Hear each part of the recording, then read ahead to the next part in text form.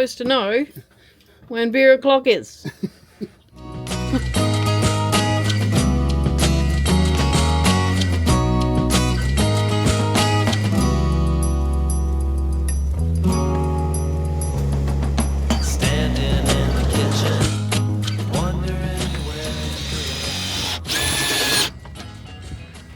We've stopped at Cocklebiddy for the day, just at the caravan park.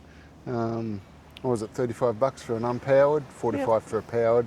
We didn't need power today, so we just needed to, we needed some water though. So they have a water fill-up station here, which is pretty good. $2 for, it says $2 for 10 litres, but he said it'd be between 10 and 15 litres. Our tanks were empty and we got 200 litres. It's saying full now, but it's not quite full. And what we put in was about $24 to do 200 litres. So pretty close to 200 litres. So yeah, not bad. Which, like you kind of feel guilty. Because, you know, they've got signs everywhere saying water is scarce, but you can pay for it. Yeah. So, yeah. And then, you know, old mate comes out and goes, "You're stealing all my water." Yeah. And I'm like, "Oh, did we take too much?" I said, "No, I don't think we're stealing, we're paying for it." Yeah, but yeah, it's like, because we haven't been able to get water since we left the Eyre Peninsula. Yeah, Palubi Beach. Palubi Beach. Yeah, every place has been, no, we don't have any water. We stopped at one place just past, where was it?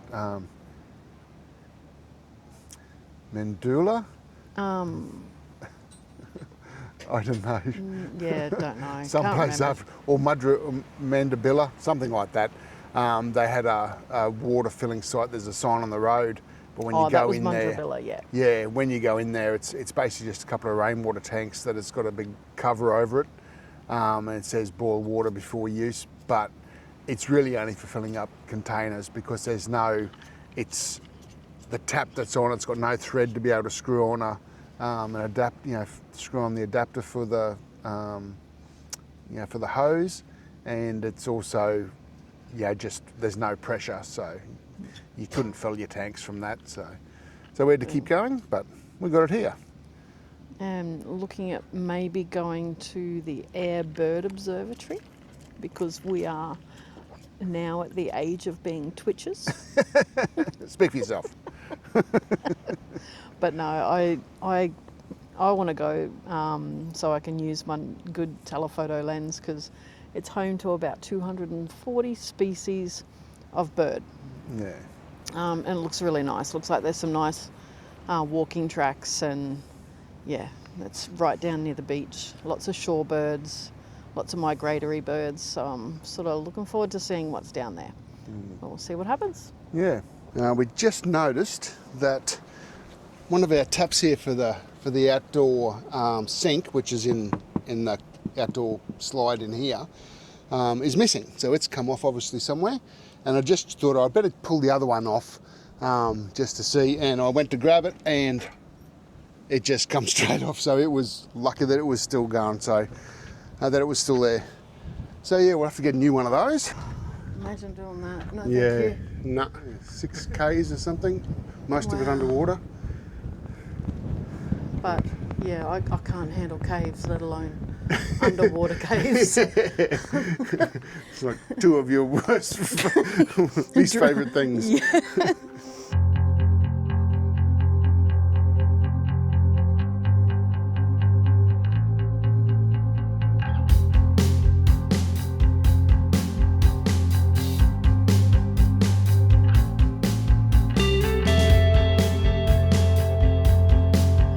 What are we off to today? We're going twitching. we're sad. No, we're not. No, we're not. We're enthusiastic twitchers. Enthusiastic bird watchers. But we're going to the Eyre Bird Observatory. Yeah. Which it's a research station that's at an old telegraph station, and apparently you can see like 240 species of birds. Yeah. And I've bought myself a nice new lens. A nice new telephoto lens, so it'll be a perfect opportunity to get some good photos, I reckon. Yeah, no, it should be good. And it's interesting. The telegraph station dates back to, I think they said 1857. Yeah, yeah, it's heritage listed. Yeah, so. we were going to try and stay the night, but there's, you know, you sort of have to plan ahead. Yeah, Yeah. it's a spur of the moment thing.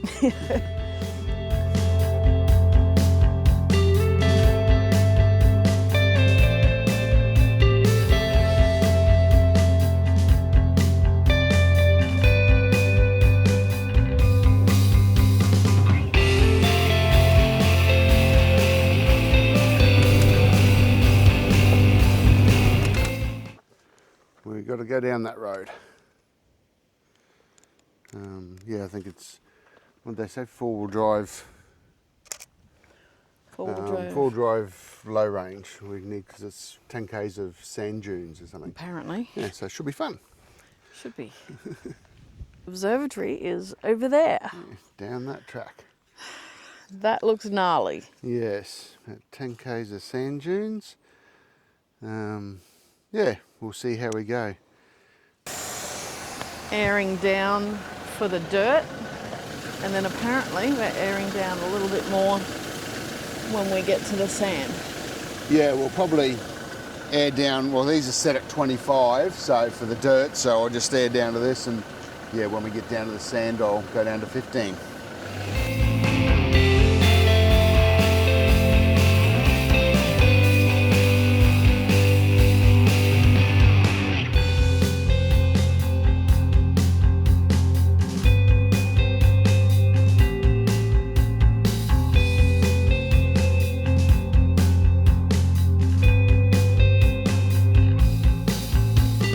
No mistaking Green Bottle Junction. Nope.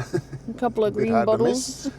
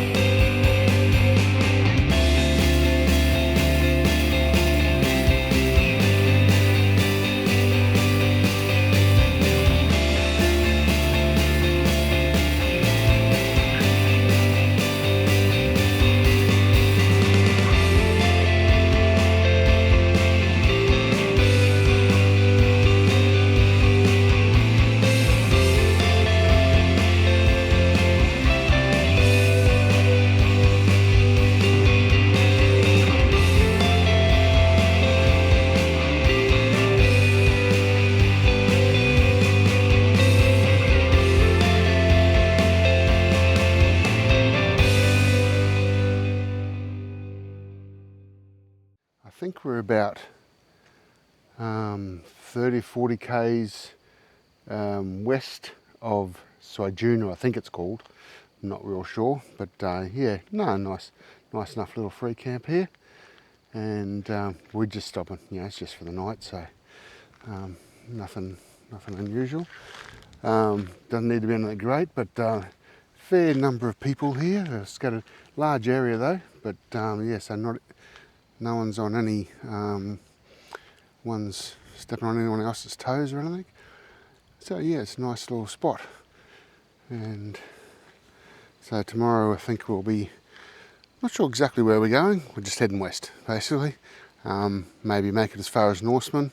We'll see. We want to definitely stop in and have a look at the Skylab Museum. That's something that's a bit down my alley, so really looking forward to that. And other than that, yeah, we just continue to head west I mean. But poor old ute and the caravan look like they've definitely been through a bit. Can't wait to find somewhere that has a car wash, some type of, you know, the one you do it yourself, where we can pull the van in and just clean it all. Not looking forward to it, but am looking forward to it too. It's good to be all clean for a change. But yeah, we'll spend the night here and then see what happens tomorrow.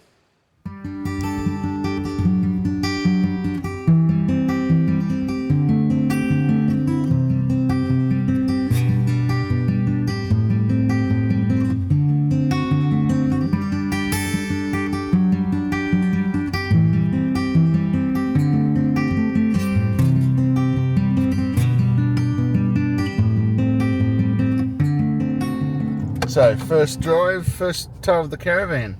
It is. It is. And I will not be talking much. Okay. But yes. I'm doing it! I'm not nervous at all. Shut up. I don't even need to look at the expression. What expression? I don't know what you're talking about.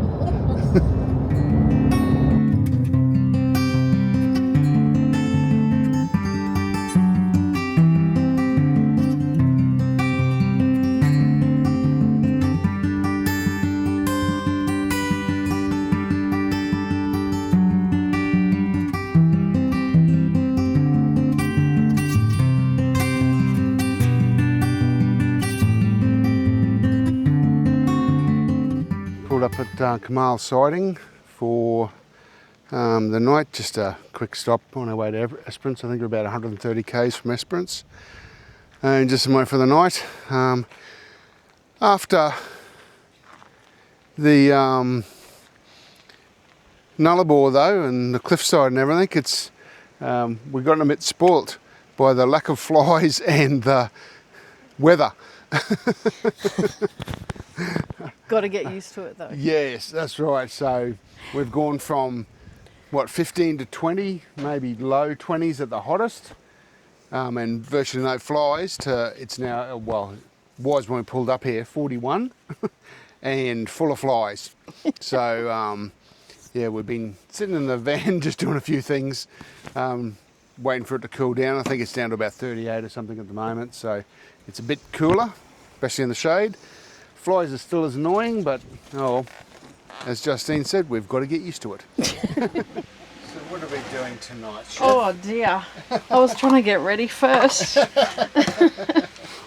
What are we doing today? Well, I am going to have a crack at, you can quote me on this, a foolproof 2-ingredient naan bread dough recipe. I googled it. Yeah. Okay. So I'm basically using, because we've just been travelling across the Nullarbor and across Queensland, New South Wales, and we had one big shop. All my essentials are in here. So, you know, your couscous, rice, sugar, all of that sort of stuff. And this is actually the first time in 2 weeks that we're actually cooking. Because we had a big shop for Christmas and we've been living off that. So unfortunately I ate all of mine on Christmas Day, all of my stash, because I bought a kilo of prawns and half a dozen oysters, and that lasted me for lunch. So we've been living off Mark's leftovers of a 30,000 kilo ham. No, only joking. He actually bought a small one, and some chicken and veggies and fruit until we had to throw them out across. Yeah, anyway. So this is a 2-ingredient naan bread. We've got Greek yogurt because I've run out of fruit, so I haven't had any.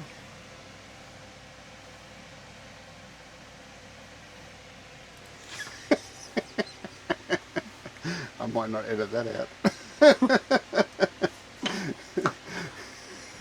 You can clearly tell he's had a couple of whiskies and a Bailey's. He's a 2-pot screamer. Because he's really annoying. But anyway, so in a large mixing bowl, we combine our 1 3/4 cups of flour, some salt. I don't know how much. I'm going to just estimate that that's about a cup. It's my strong point.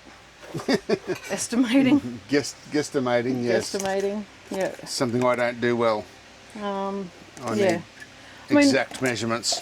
No, and often naan bread has yeast and all the rest of it, but I wanted to go with easy. So that's it. It's actually 3 ingredients if you use a bit of salt. I am really not sure how this is going to go. So you don't even put water in it? No. Okay. No. That's got me a little bit concerned. Could probably add a bit of milk or water. Even some oil. I think I'd be more inclined to add oil than I would water or milk, because water and milk will make it gluggy. That's my theory, anyway. But I'm just going to try and get just the rest. You know how we watched that Elnick Adventures? What? And Alana's cooking show, and you were just going to say she's as rough as guts. I think she might have found a match. Well, I think you got flour everywhere. I think both of us are bloody good cooks, and we are innovative, and that's what it takes to live on the road. Thank you very much. So, get stuffed. But if you have a look at this is a damn good consistency for a dough. So, lo and behold, it's actually working. That's a really good consistency. There you go. Yeah. And we are having this with a curry. This is one of our quick camping recipes that we often take. You know, we used to take when we were camping. So, we love. Where'd you get the currants from? Oh no, they're flies. That's okay.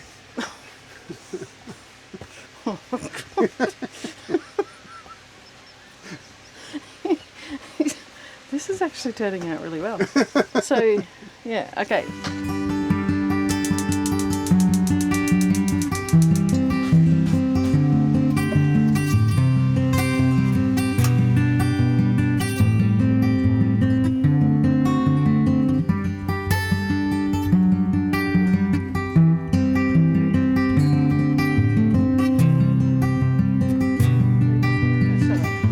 This is quick. This is our first cooked meal in a long time. I've forgotten how to cook.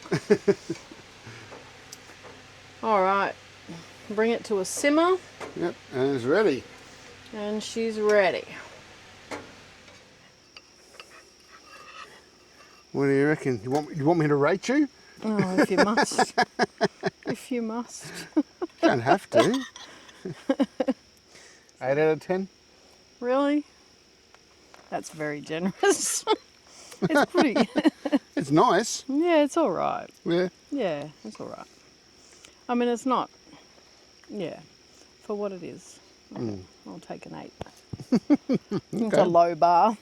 Okay, I'll give you a 6 then. Okay, time to update our map. So where are we going now? So, we've been going at a snail's pace. Yes, so we haven't gone far on the map, but... Been lucky to go 100 k's a day some days. So Eucla, we got to Eucla and we had a bit of a down day. So we just New Year's at Eucla. Yep. And then just sat around and caught up on some little jobs. And then we went from Eucla to... Was it Mandrabilla? We met... Is that next? Yep, Mandrabilla. Yeah, we stopped for brekkie at Mandrabilla.